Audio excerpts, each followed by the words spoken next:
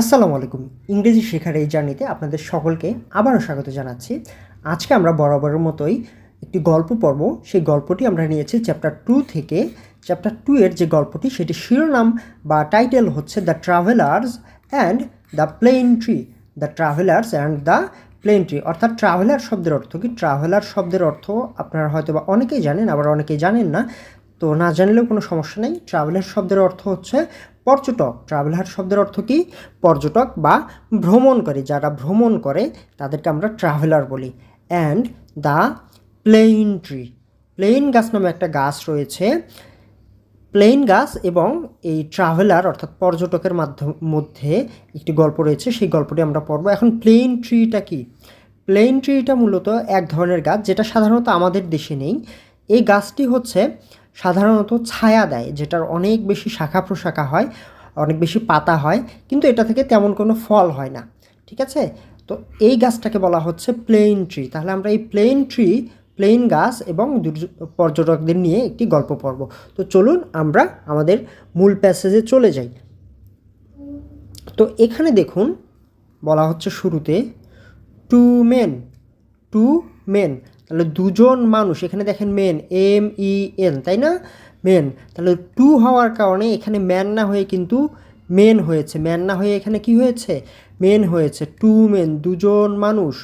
Were walking, দুজন মানুষ were walking, হাঁটছিল। দেখুন এখানে ওয়ার রয়েছে, ওয়ার দ্বারা কিন্তু এখানে পাস্ট টেন্সকে বোঝানো হচ্ছে।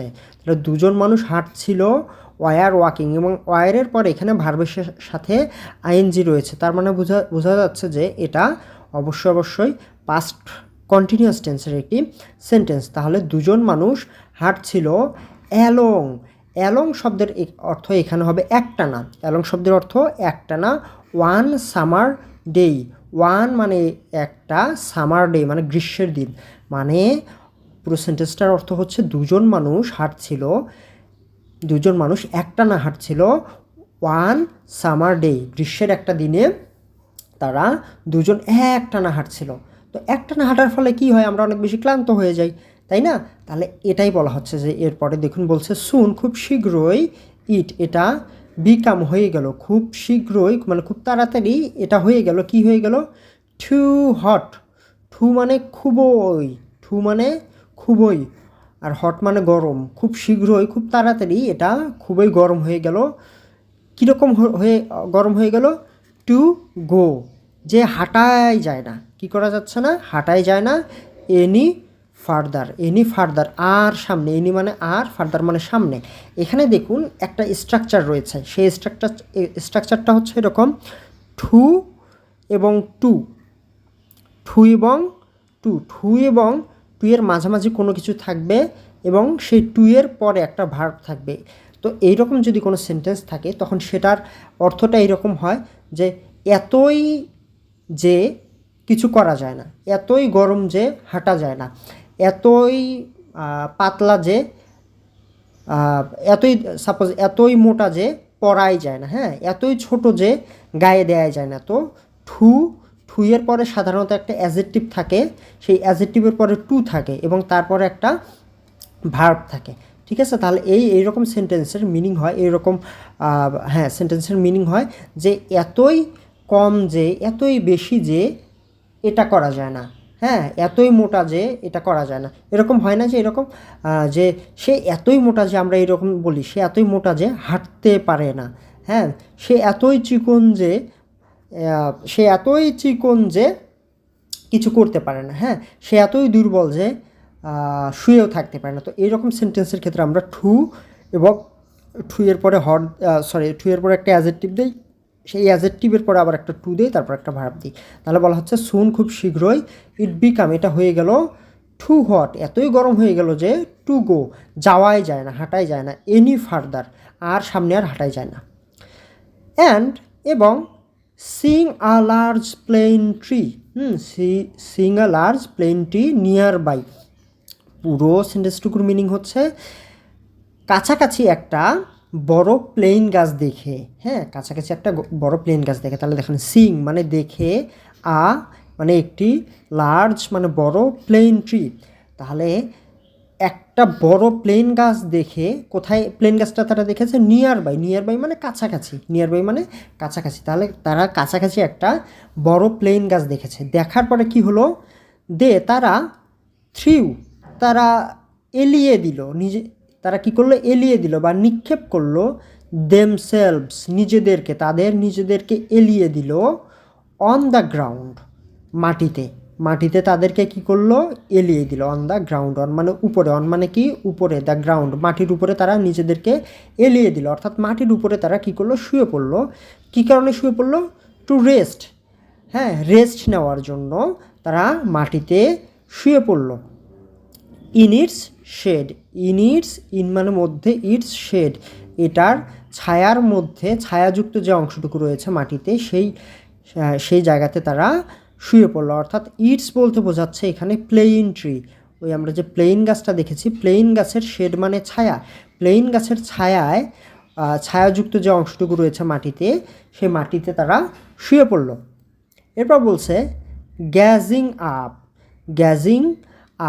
গ্যাজিং মানে হলো তাকানো। কোন দিকে তাকানো? আপ মানে উপরের দিকে তাকিয়ে, ইনটু দ্য ব্রাঞ্চেস মানে অর্থাৎ বলা হচ্ছে ইনটু মানে দিকে, ইনটু মানে কি? দিকে। দ্য ব্রাঞ্চেস মানে হলো শাখা প্রশাখা। ব্রাঞ্চ, আমরা ব্রাঞ্চ শব্দটা চিনি না? BRANCH, হ্যাঁ, ব্রাঞ্চ শব্দটা কিন্তু আপনারা অনেকেই চেনেন, যে কোচিংয়ের অমুক branch, Dhaka branch, Rajshahi branch মানে কি? শাখা। এই ব্রাঞ্চটা আবার গাছের শাখা প্রশাখার ক্ষেত্রেও ব্যবহার করা হয়। বলছে তাহলে গ্যাজিং আপ, তাকিয়ে, উপরের দিকে তাকিয়ে, ইনটু দ্য ব্রাঞ্চেস শাখা প্রশাখাগুলোর দিকে তাকিয়ে, ওয়ান ম্যান একজন মানুষ সেইড টু দ্য অ্যানাদার, আর একজনকে বললো। ওই যে দুজন মানুষ যে তারা ভ্রমণ করছিল, ওই দুজন মানুষের মধ্যে একজন মানুষ তারা আর একজনকে বলল, what a useless tree it is,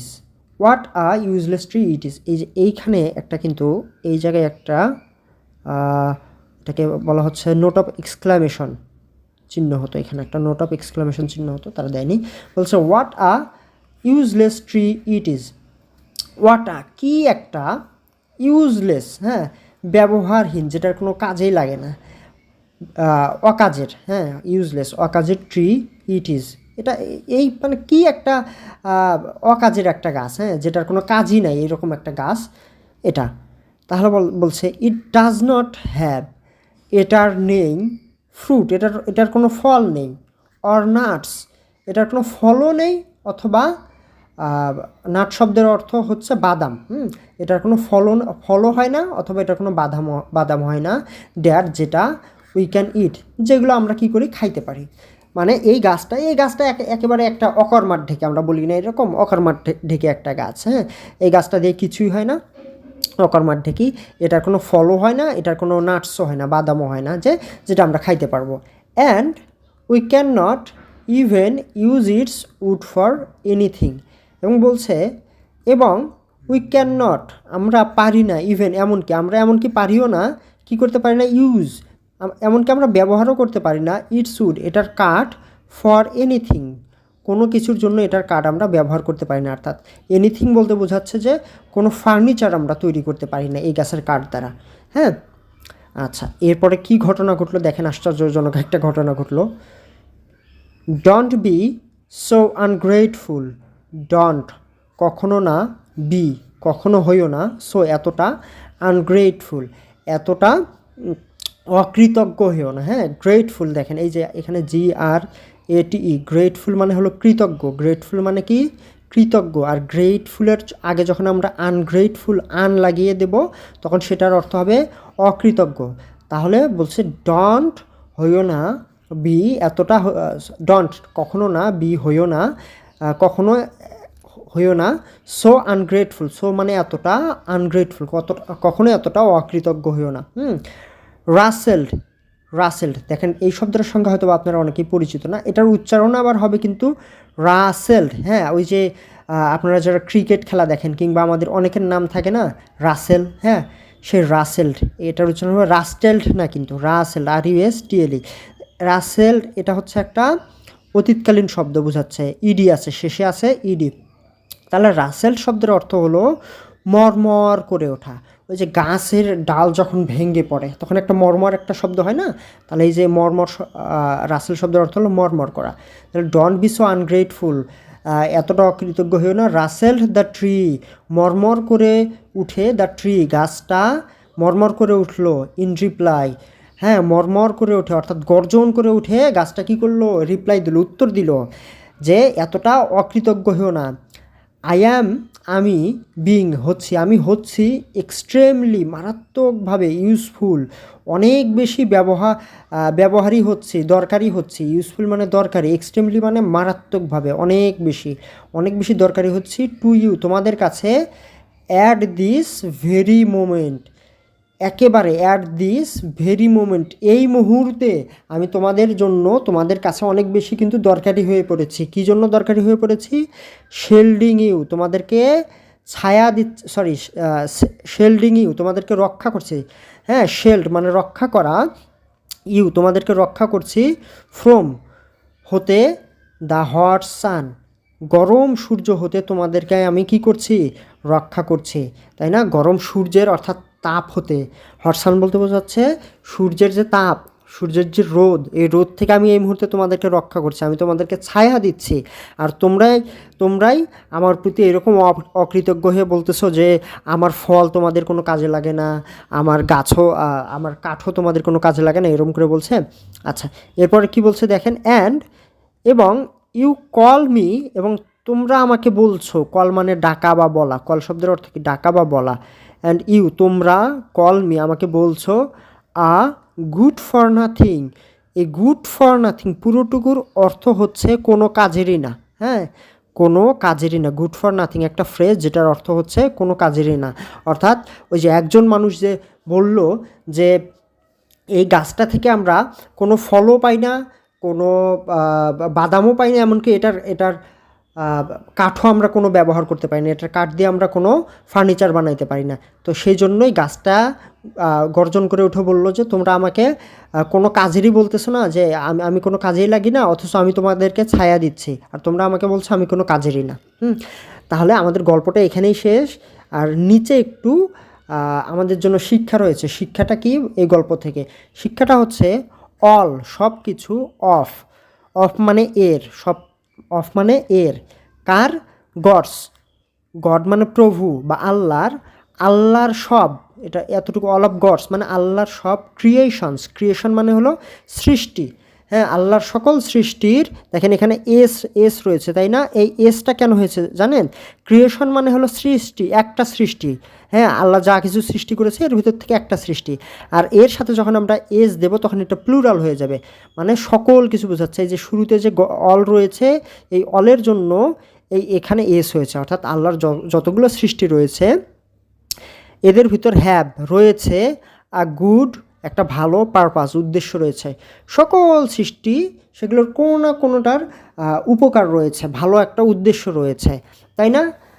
অনেক সময় আমাদেরকে দেখা যায় যে একটা পিঁপড়ারও আমাদের দরকার পড়ে যায়, তাই না? ঠিক একইভাবে আমরা কোনো কিছুকে, আল্লাহ সকল কিছু আমাদের দরকারের জন্য সৃষ্টি করেছেন। বলছে ইসলাম টিচেস আস, ইসলাম আমাদেরকে, টিচ মানে শিক্ষা দেওয়া, আস মানে আমাদেরকে দেয়। তাহলে ইসলাম আমাদেরকে শিক্ষা দেয় দ্যাট যে উই শুড, আমাদের উচিত, নেভার, আমাদের এখানে নেভার মানে কখনো না, তাহলে আমাদের কখনো উচিত নয় বি লিটল, তুচ্ছ তাচ্ছিল্য করা, বি লিটল মানে তুচ্ছ তাচ্ছিল্য করা, আল্লাহস ব্লেসিংস, আল্লাহর যে দয়াগুলো রয়েছে, আল্লাহর এই দয়াগুলোকে কখনো আমাদের কি করা উচিত না, তুচ্ছ তাচ্ছিল্য করা উচিত না। এগুলো আমাদের কখনো না কখনো যে কোনো একটা কাজে আসেই, ঠিক আছে? তো এই জন্যই আমাদেরকে কি করা উচিত নয়, আল্লাহর যে সৃষ্টিগুলো রয়েছে এই সৃষ্টিগুলোকে কখনো তুচ্ছ তাচ্ছিল্য করা উচিত নয়। হ্যাঁ, তো আজকের গল্প থেকে আমরা এই জিনিসটাই শিখলাম। তো আজকের এই পুরো গল্পটা আপনারা ভালোভাবে বুঝতে পেরেছেন কি না আমাকে অবশ্যই কমেন্ট বক্সে জানিয়ে দেবেন। যদি বুঝতে না পারেন, বরাবর মতোই বলছি, যদি বুঝতে না পারেন তাহলে অবশ্যই কিন্তু কমেন্ট বক্সে জানিয়ে দেবেন ঠিক কোথায় আপনারা বুঝতে পারেননি, সেই জায়গাটা নিয়ে আপনাদেরকে আমি রিপ্লাই দেওয়ার চেষ্টা করব, অথবা আবার নতুন করে আরেকটি ভিডিও বানানোর চেষ্টা করব। তো আজকের মতো এই পর্যন্তই। ভিডিওটি যদি ভালো লেগে থাকে অবশ্যই আপনারা সাবস্ক্রাইব করে আমার সঙ্গে আমার পাশেই থাকবেন। সকলে ভালো থাকবেন। আসসালামু আলাইকুম।